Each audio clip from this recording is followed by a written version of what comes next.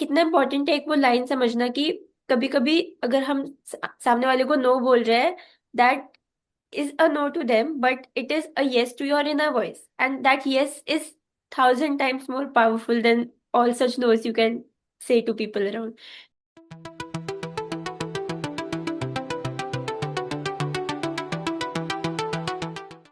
Hi, Ma.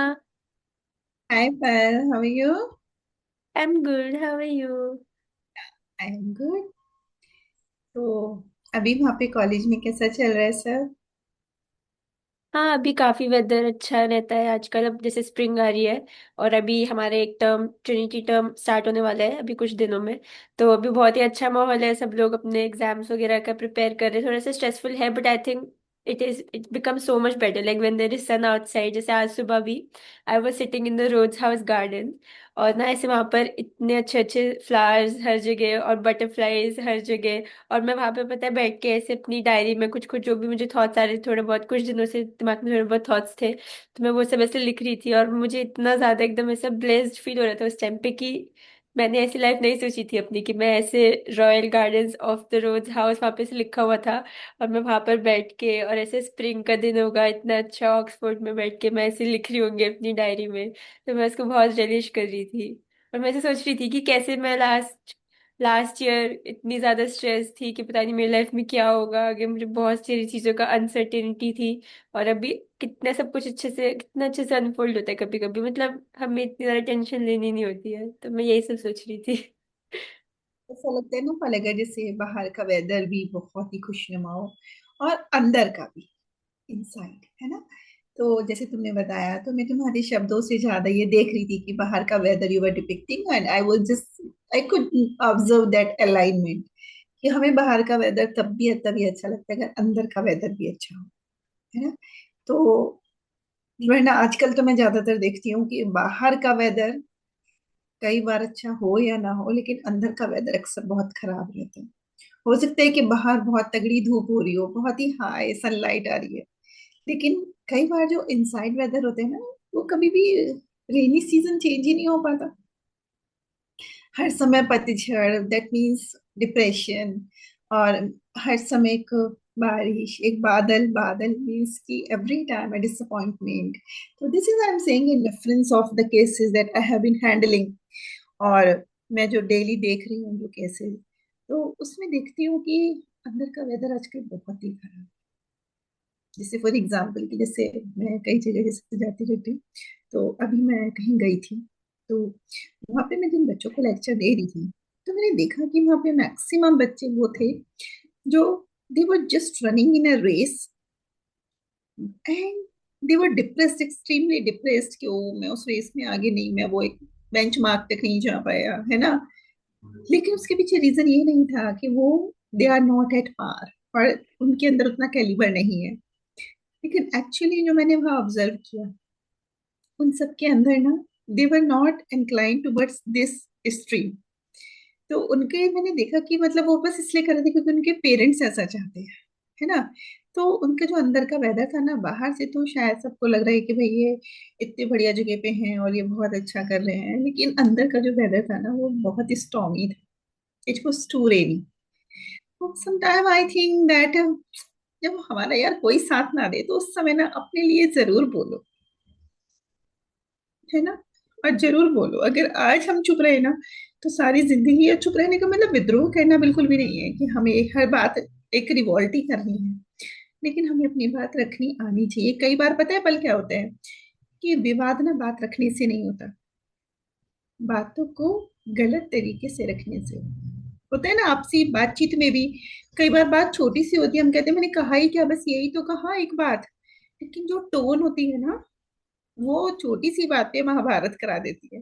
और कई बार अगर आप बहुत सॉफ्ट और प्यारी सी हल्की सी सॉफ्ट सी टंग यूज करके सॉफ्ट सॉफ्ट बातें करते हैं, तो आप बड़े से बड़े युद्ध भी जीत जाते हैं, है ना।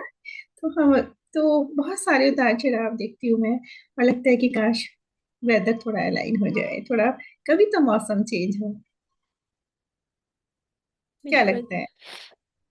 आई थिंक कभी कभी हम बहुत ज्यादा ना पीपल प्लीजर बनने की वजह से हम हर एक चीज पर अग्री करते हैं। हमें लगता है कि सामने वाले को बुरा ना लगे, उनको ऐसा ना लगे कि हम कोऑपरेट नहीं कर रहे।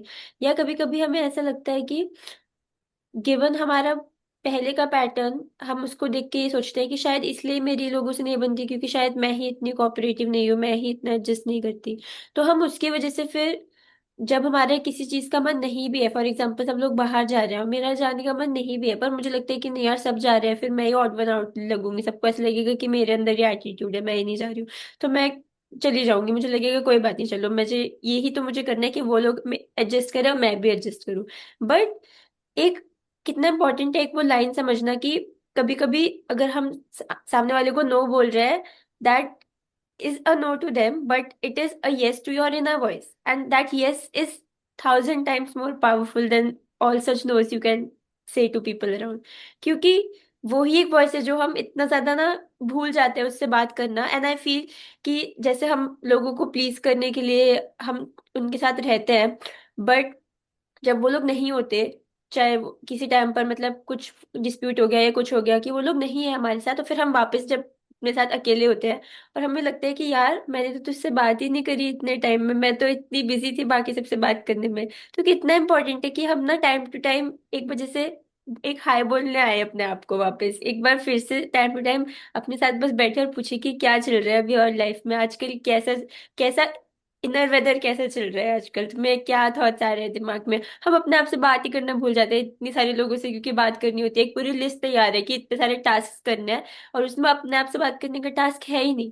तो इसलिए जब हम वापस आते हैं हमें लगता है मैं तो भूल ही गई हूँ कि मैं इसको लास्ट टाइम किस हाल में छोड़ के गई थी और अभी पता नहीं इसका क्या हो रहा है, इतने टाइम से इसके मन में क्या चल रहा है मुझे कुछ नहीं पता। तो ये कितना इंपॉर्टेंट है कि हम अपने आप से वो टॉक करें। और इसीलिए मतलब आई फील कि जब हम बहुत सारे लोगों से बात करने लगते हैं ना और हम अपनी आइडेंटिटी लूज करने लगते हैं उस प्रोसेस में, that is when things go towards the wrong thing. क्योंकि इट ऐसा नहीं है कि हम लोगों से अटैच नहीं हो सकते, मतलब ठीक है अब आगे जाके भी लोग अपनी लाइफ में कोई ना कोई पार्टनर आएगा, ऑब्वियसली हमें उससे एकदम ना प्योर कनेक्शन होना चाहिए, उसमें लिए फिर कोई ईगो नहीं होनी चाहिए कि नहीं मैं इससे इस मतलब के लिए बात कर रही हूँ या। So it is okay to love selflessly, that is fine, but it is more important to not lose yourself in that process. और उसके लिए मतलब मुझे लगता है कि जब हम बहुत सारे लोगों को ना वो प्यार वो इमोशंस ऐसे माइंडलेसली बस देते रहते हैं और हमें ऐसा लगता है कि हमें उतना वापस नहीं मिल रहा है, और फिर एक पॉइंट के बाद हम बहुत ही ज्यादा एम्प्टी फील करते हैं कि यार मेरे पास जितना था मैंने सब दे दिया ऐसे, बट अभी भी इसको मेरी कदर नहीं है। तो तब हमें रियलाइज होता है कि एक्चुअली में ना टाइम से ज्यादा इम्पोर्टेंट एसेट है हमारे इमोशंस। क्योंकि हम इतना माइंडलेसली बस इसको खर्च करते रहते हैं, हमें लगता है कि हमारे पास अनलिमिटेड है, बट नहीं होता अनलिमिटेड। और इसलिए बहुत ही कितना इंपॉर्टेंट है कि हम माइंडलेसली इसको वेस्ट ना करके हम बहुत ही ज्यादा वाइजली सोचे कि हमें किससे बात करनी है, हमें किससे किस एक्सटेंट तक बातें शेयर करनी है, उनको किस एक्सटेंट तक अपने सर्कल में आने देना है। क्योंकि वरना फिर लोग फॉर ग्रांटेड लेने लगते हैं उस चीज को। मतलब आपके साथ तो इतने सारे लोग जैसे आते होंगे क्लिनिक पे, आपको लगता है कि स्पेशली इस एज में लोग बहुत ही ज्यादा वल्नरेबल हो जाते हैं बहुत जल्दी, वो लोगों से बहुत जल्दी उनको ऐसा लगता है कि जैसे उनको लगता है कि ये कोई मेरा दोस्त है बस उससे सारी बातें शेयर कर दो, अपने मन की सारी बातें उसे बता दो। उनको लगता है कि अब मेरे से ये बोझ उतरेगा, अब कोई है जिससे मैं शेयर कर सकती हूँ ये सब। और फिर बाद हाँ, में रियलाइज होता होगा कि नहीं करना चाहिए था इतना। ऐसा होता है। मेरे पास आज ही, बल्कि अभी थोड़ी देर पहले, एक घंटे पहले एक केस आया था जिसमें एक बच्चा था जो लगभग शायद 8th क्लास में या 9th क्लास में, and she was so depressed. And मैंने आस्क कि मतलब क्या हुआ है, मुझे बताओ। तो शी सेड कि मैं ना, I had so many friends और अब सबके साथ ऐसे ऐसे डिस्प्यूट्स हो गया, और मैं अपने आप को बिल्कुल पूरी दुनिया में अकेला पा रही हूँ और मुझे ऐसा लग रहा है कोई भी मेरे साथ नहीं है। और मैंने अपने फ्रेंड्स को अपने पार्टनर के बारे में भी बता दिया, अपनी क्रश के बारे में भी बता दिया, अब वो मुझे सारे में बदनाम कर रहे हैं उस चीज को लेके। तो मेरी लाइफ में बहुत ज्यादा कियोस हो गया। तो actually now she wanted to complete her journey from chaos to cure. तो आई जस्ट शेयर कि आपने क्यों बताया, मतलब फर्स्ट ऑफ ऑल कि मैंने उसकी बातों से ऐसा देखा कि she was so much divided. मतलब वो अपने साथ ना, जैसे suppose you are having 100 rupees और आपने एक फ्रेंड को 10%, 10 10 10 10 जो भी आया सबको कि उसको बुरा लगेगा मैं कुछ दे दूं। और जब आपको भूख लगी तो आपके पास अपने सर्वाइवल के लिए not you don't have a single पैनी, और आपको लग रहा है कि सामने वाले ने तो मेरे को थैंक यू भी नहीं बोला, उसने तो कोई रिगार्ड भी नहीं किया, दे डिडंट हेल्प मी। अरे अगर आप अपने आप को एक पब्लिक प्रॉपर्टी बना के रखेंगे कि कोई भी आके आपको कैसे भी यूज कर ले, and you are open for all, तो वो तो ऐसा ही होगा। क्या तो if you are exclusive one, if you keep yourself like an exclusive one, तो लोग तुम्हारे पास आने से पहले 10 बार सोचेंगे, है ना। And you need to understand, हम अपनी बाउंड्रीज, अपनी वर्थ खुद सेट कर दें। फॉर एग्जाम्पल मैं तुम्हें बताती हूँ, मेरे पास एक लड़की आई थी और उसने कहा कि ma'am, she was full of depression, और उसको था कि मैम कोई भी मेरे को छूता है तो मेरे को बहुत यक फील होता है। मुझे ऐसा कि तुम्हारे साथ ऐसे क्या हुआ, तो जब हमने इन्वेस्टिगेट किया थ्रू द केस हिस्ट्री, तो शी टोल्ड कि when I was 10 years old, तो मेरे मामा जी ने मेरे साथ गलत टच किया और मेरे ही घर के टेरेस पे किया। मैंने कहा तो तुमने अपनी मम्मा को बताया, तुमने किसी को बताया? कि नहीं मैंने किसी को नहीं बताया। मैंने कहा आपने उनको मना किया? कि नहीं मैं कुछ भी नहीं कर पाई, मैं बिल्कुल फ्रीज हो गई थी। मैंने कहा क्यों? तो उसने कहा क्योंकि उनको बुरा लगता। एक्चुअली ये खाली एक लड़की की बात नहीं है, आज भी बहुत सारी एंड नंबर ऑफ ऐसे लोग हैं, बचपन से गुट्टी पिला दी जाती है बच्चों को, उनकी मतलब कंडीशनिंग कर दी जाती है, न्यूरो लिंग्विस्टिक प्रोग्रामिंग कर दी जाती है, उनके दिमाग में एक एंकरिंग सेट कर दी जाती है कि अरे बड़ों का सम्मान करना चाहिए, बड़ों को कोई बात हर्ट नहीं करनी चाहिए। लेकिन किस हद तक, उसकी क्या लिमिट है, कौन सी लिमिट आप नोटिस करें कि बड़े भी क्रॉस ना करें, वो चीज नहीं करें कभी, आधा अधूरा। और जिसकी सजा भुगत भुगतते हैं वो बच्चे जो फॉलो करते हैं, आइडियल वाले बच्चे, है ना। तो इसीलिए, और वो उसका लाइफ लॉन्ग ट्रॉमा बन गया। That girl was approximately 48 years old जो कल आई, और उसकी शादी भी नहीं हुई थी, उसने इसीलिए अब तक शादी भी नहीं की थी कि नहीं कोई मुझे छुए ना। तो बचपन की गलत कंडीशनिंग ने उसकी पूरी लाइफ खराब कर दी। तो मुझे ऐसा लगता है कि हमारी आधी जिंदगी निकल जाती है दूसरों को खुश करने में, पीपल प्लेजिंग, और आधी जिंदगी अपनी इंटरनल वॉइस को स्नूज करने में, है ना, कि कोई क्या सोचेगा, कि मैं बहुत सेल्फिश हूँ। हमें क्या करें, और क्या उसके बाद आज तक कोई ऐसा इंसान है जिसको लास्ट में बहुत भलाई मिली हो, एक गुड गुड टैग मिला हो? नहीं होता। तो हमें क्या करना चाहिए एक्चुअली, अगर है दूसरों की जैसे पहले खुद को जय करें। हम आधी जिंदगी बिता दें यार बाहर, तो भी दूसरों को इग्नोर करने में यार, छोड़ो, let the things come, let the things go. और आधी जिंदगी अपने आप को बहुत ज्यादा इम्प्रेस करने में, है ना। I am not saying this कि ना हमें दूसरों को सबको इग्नोर कर देना चाहिए, but my mental health should be my priority, it is my accountability.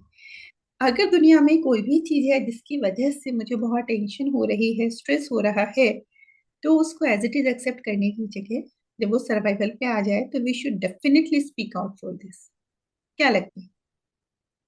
हाँ, मुझे ये बात बहुत एक रेजोनेट करी जो आपने बोला कि अ, जब हम अपनी इनर वॉइस यूज करते हैं और हमें ऐसा लगता है कि यार हम एक लिमिट से ज्यादा, मतलब ना, हम जैसे आप जैसे बचपन में सिखाते थे कि मतलब रबड़ ही होती है, उसको ही लोग स्ट्रेच करते हैं क्योंकि वो हो जाती है स्ट्रेच। कोई लकड़ी को स्ट्रेच नहीं करता क्योंकि पता है कि वो टूट जाएगी बट वो स्ट्रेच नहीं होगी। तो इट इज द सेम कि ये हमारे ऊपर है कि हम अपने वैल्यूज, अपने कोर को हम कितना सेट करके रख रहे हैं। और हमें पता है कि इस चीज के लिए मैं एग्री करूंगी, इस चीज के लिए मैं एग्री नहीं करूंगी, इरिस्पेक्टिव ऑफ कि मेरी बचपन से कंडीशनिंग जैसी भी है, but I also have a mind of my own. मेरे पास भी वो विजडम है, और इसलिए it is not about being a rebel, but it is just about speaking out, whatever you feel like, whether it is right or wrong, but it is always okay to like speak about it, क्योंकि that is when it also gives you clarity about what is happening around you, instead of just keeping yourself in a dilemma or like in an ambiguous situation कि ignore कर रहे हैं हम उस बात को कि छोड़ो छोड़ो, मतलब इस बारे में हमें बात नहीं करनी। हाँ, और मुझे ऐसा लगता है कि this is also related to ना, कि जब हम ऐसे सोचते हैं कि जैसे कुछ लोगों को होता है कि नहीं, मैं लोगों के लिए बहुत अच्छा करूंगी, मैं हमेशा लोगों की हेल्प करूंगी, मैं बहुत ही ज्यादा, मतलब मेरा ट्रू पर्पस ऑफ लाइफ ये ही है, लोगों की हेल्प करना, है ना। और अगर मैं अपने लिए अपने अपनी वॉइस, अपने इमोशंस पे नहीं ध्यान दे रही हूँ, सो it is just because I am so selfless, like I just always think about other people, है ना। बट मुझे ऐसा लगता है कि ये जो हमारा ये जो हमारा एक इंटरनल बिलीफ है ना कि हमें लोगों की हेल्प करनी है, this is also our true purpose of life. I think this is also somewhere coming from our need to look for appraisal, है ना, बिकॉज हमें पता है कि हम लोगों की हेल्प करेंगे, if that is our motive, so that is also somehow related to us getting appreciated by people. And हमें खुद के लिए ऐसे बहुत ऐसा लगेगा कि हमें एक बहुत सेंटली पर्सनैलिटी है ना, हम अपने बारे में नहीं सोच रहे हैं। पर आई थिंक उससे ज्यादा बेटर है अगर sometimes we are a bit selfish, because if we are a bit selfish we are at least thinking about what matters to us, and it is for example, जैसे जैसे Lord Buddha थे ना, उन्होंने अपने ऊपर वर्क किया, उन्होंने अपने इमोशंस पर वर्क किया, वो लोगों के पास जाते नहीं थे लोगों की हेल्प करने, बट उन्होंने अपने आप को उस स्टेज पर लाकर उन्होंने अपने आप को प्रेजेंट किया कि अब लोग अपने आप उनसे सीख रहे हैं, मतलब कि वो जहां से भी गुजर रहे हैं तो वो सब चीजों को एनलाइटन करते हुए गुजर रहे हैं, वो खुद लाइट बन गए, उनको लोगों के पास, हाँ, उनका ऑरा ही इतना ज्यादा स्ट्रांग है कि उनको लोगों के पास जाने की जरूरत नहीं है लोगों की हेल्प करने के लिए, लोग अपने आप उनसे प्रभावित होंगे।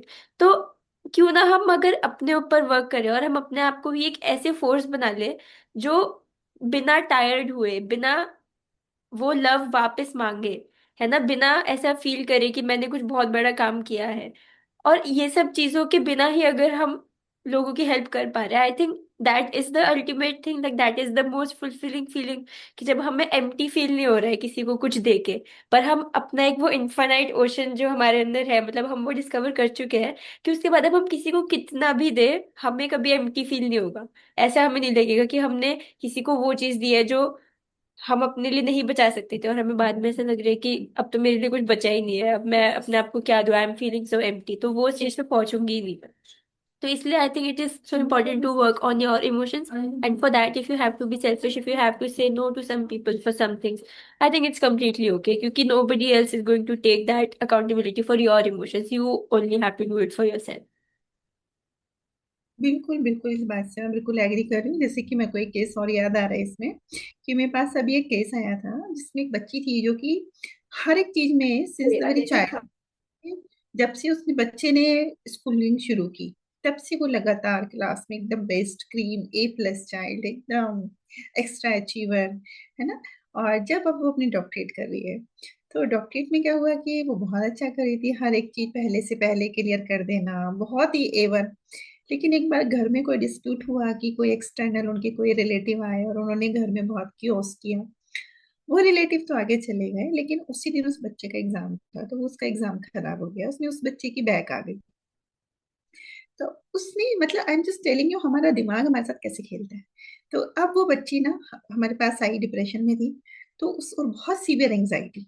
उससे पूछा तो उसको था कि मैम मुझे ऐसा लग रहा है मैं दूसरी बार दे रही हूँ, अगर मेरा अब भी नहीं हुआ तो, और मुझे बहुत एंग्जाइटी हो रही है, मेरा नहीं हुआ तो, क्योंकि मैं पिछली बार भी नहीं कर पाई थी, अब मैं बिल्कुल बुद्धू हो गई हूँ, ये और वो। मैंने उसको बोला कि हमारा दिमाग ना वो एक चैटरिंग करता है कि देखो ऐसा नहीं हुआ तो हमें उसको क्या जवाब देना है कि सुनो, मेरी जो पुराने जितने भी अचीवमेंट्स हैं उन सबको देखो, मैंने, आई हैव कैपेबिलिटी, और हमें सबको पता है कि हमारी कैसी तैयारी होती है, सब कुछ बहुत अच्छा होता है। और हमें फिर अपने दिमाग को ना हमेशा लॉजिक चाहिए होता है।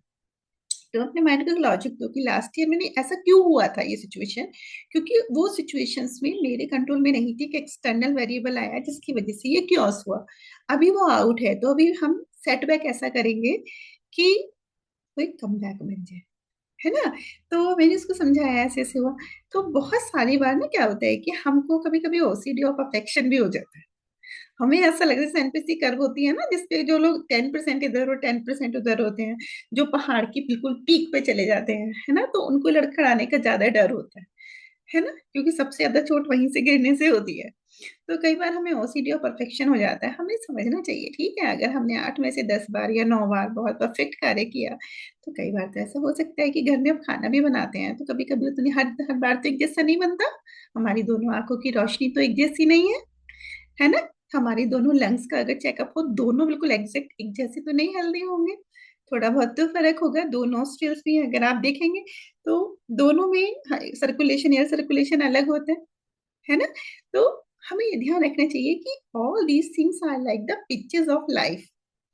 कभी कभी आप माउंटेन पे भी होंगे, कभी प्लेट्यू भी आ जाएगा, कभी प्लेन भी आ जाएगा, कभी थोड़ा सा स्टीपी भी आ जाएगा, है ना। बट वी शुड अंडरस्टैंड कि हमेशा एक जैसा नहीं रहता, और हमें कभी भी हल्का सा भी स्टिपी हो गया तो हमें ये नहीं सोचना है कि हाँ मैं कभी माउंटेन पर नहीं चढ़ पाऊंगी। डेली लाइफ में भी तो होता है कि हम कभी हिल स्टेशन पे जाते हैं तो कभी लैंड पे आ जाते हैं, तो ये थोड़ी सोचते कि है अब हम कभी हिल स्टेशन पे नहीं जा पाएंगे। तो हमें अपने आप को हमेशा पॉजिटिव डायरेक्शन देनी चाहिए। कभी भी अपने हमारा मन हमसे जो कुछ भी कह रहा है तो सिंक नहीं होना चाहिए। कहते हैं ना, टाइटैनिक भी इसलिए सिंक हुआ क्योंकि उसने पानी अपने अंदर ले लिया, है ना। तो इट्स आवर चॉइस कि thoughts are like the tsunami waves, and it's our choice कि हम उसमें सिंक करें या स्विम कर जाए। अगर आप स्विम कर गए तो सिकंदर, और अगर सिंक कर गए तो पानी के अंदर। क्या लगता है? हाँ बिल्कुल, जो इनफैक्ट आई थिंक कि दिस, ये जो आपने बताया ना कि जब लोग बहुत ज्यादा अच्छे, फॉर एग्जांपल उन्होंने बहुत सारी चीजें अचीव कर ली है और फिर एक कोई से सेटबैक आता है and they find it really difficult to cope with it. I think जो लोग बहुत ही ज्यादा शुरू से एकदम टॉप पे रहे हैं, like they are the most vulnerable for these things, है ना, क्योंकि उन्होंने देखा ही नहीं है कि इम्परफेक्शन कैसे होता है, उससे कैसे डील करते हैं। जैसे जैसे थोड़ा बहुत इससे मैं रिलेट कर सकती हूँ कि जैसे जब मैं 10th में थी और मैं नेशनल टॉपर नहीं बनी थी, तो मुझे बहुत ऐसा लग रहा था कि यार ये नहीं हुआ तो कुछ नहीं हुआ, मतलब बोर्ड्स में, मतलब मेरे बहुत ही खराब बोर्ड्स गए।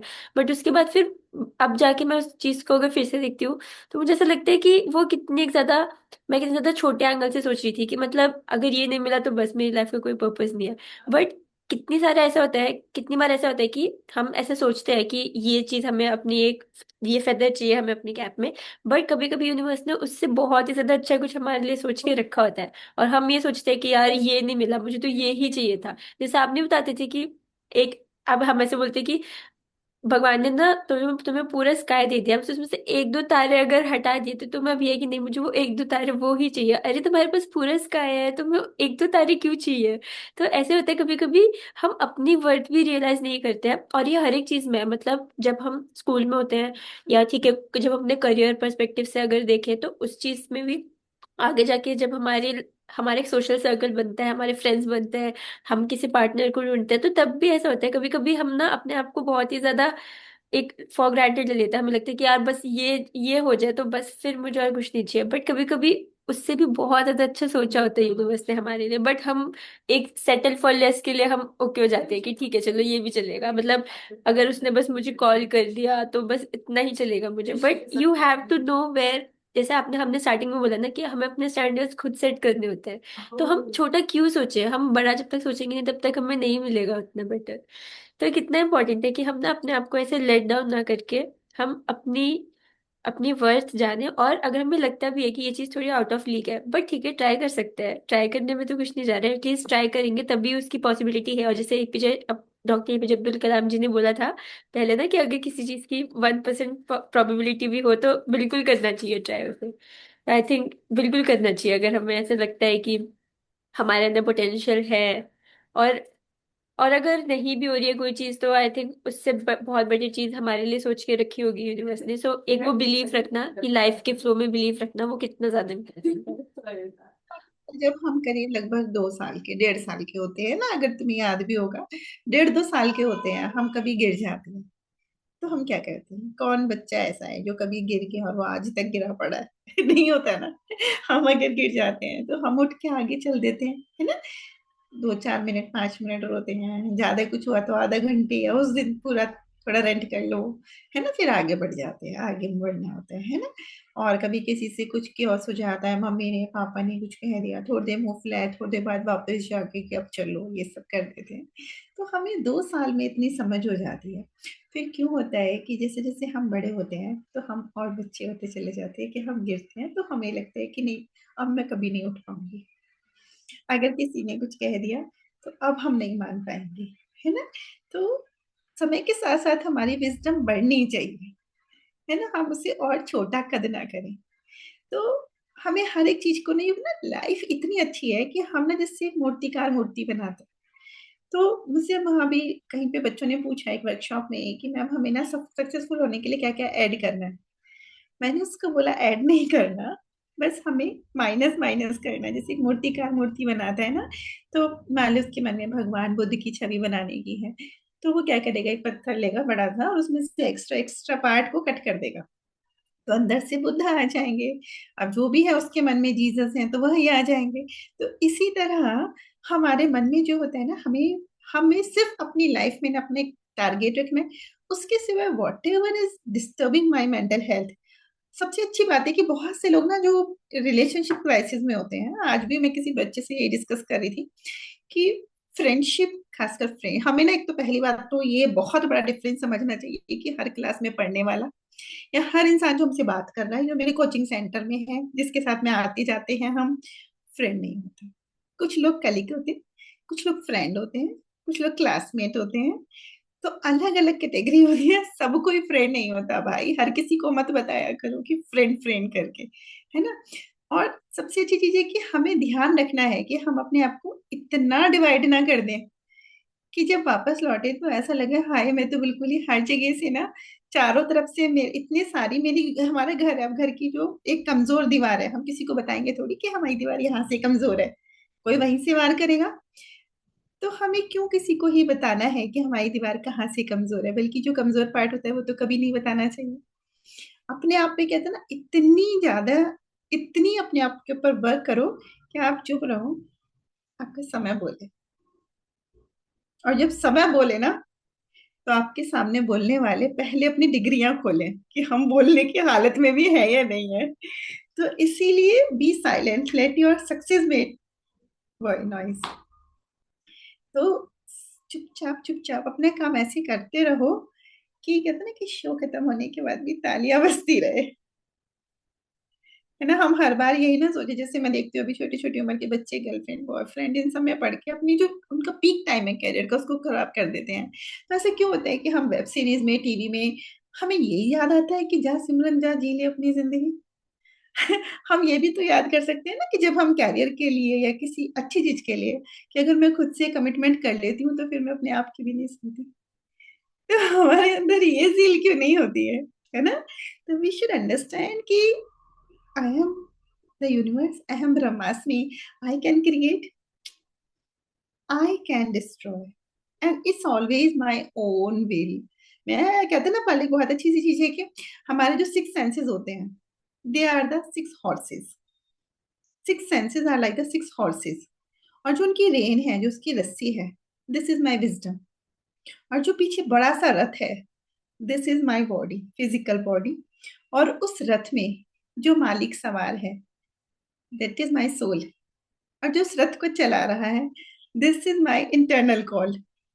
तो अगर आप अपनी इंटरनल कॉल को सुला देंगे, फिर सोचो रस्सी छूटेगी, जहां घोड़े जाएंगे आप वहीं गिरेंगे। तो हमें क्या करना चाहिए, हमें अपनी इंटरनल कॉल को बिल्कुल नहीं सुने देना चाहिए। अगर वो कभी स्नूज भी हो तो उस पर फटाफट से अपनी एक्सरसाइज का, इंटरनल विजडम का, नॉलेज का छींटा मारो, स्प्लैश करो। और भाई रस्सी को कस के पकड़ के रखो कि मेरा तो ये रथ वहीं जाएगा भाई जहां मैं जाऊंगी। तो we should try to be the master of our destiny, the master of our journey, है ना। Because we are here to evolve, not to involve. क्या लगता है?